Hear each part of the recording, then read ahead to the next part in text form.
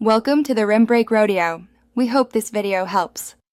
In this video, I will explain how to make muffins step by step. First, ensure you have all your ingredients measured and ready, along with your baking tools. Preheat your oven to 400 degrees Fahrenheit to ensure it's hot enough for a good rise. Next, prepare your muffin pan by lining each of the 12 cups with paper liners or by generously coating them with non-stick cooking spray. This preparation makes for easy removal later. Now let's get mixing.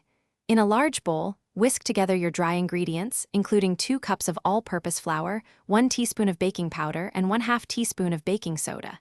In a separate, medium-sized bowl, combine your wet ingredients, 1 cup of milk, 2 large eggs, and 4 tablespoons of melted butter. Pour the wet mixture into the dry ingredients and stir gently with a spatula until just combined. Lumps are perfectly normal. Overmixing can lead to tough muffins.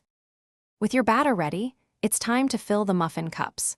Spoon the batter evenly into each prepared cup, filling them about 2/3 full. Place the pan into your preheated 400 degree Fahrenheit oven for the first 5 minutes. This initial high heat helps create those beautiful dome tops. Then, reduce the oven temperature to 350 degrees Fahrenheit and continue baking for an additional 15 to 18 minutes, or until a toothpick inserted into the center comes out clean. Once baked, let your muffins cool in the pan for about 5 minutes before transferring them to a wire rack to cool completely. This prevents them from becoming soggy. For storage, place fully cooled muffins in an airtight container lined with a paper towel to absorb excess moisture.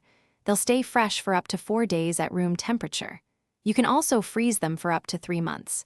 Enjoy your delicious homemade muffins. For a fresh car scent, check the description for a link to Little Trees, Black Ice, and other great deals. Thanks for watching. Consider subscribing if we helped you.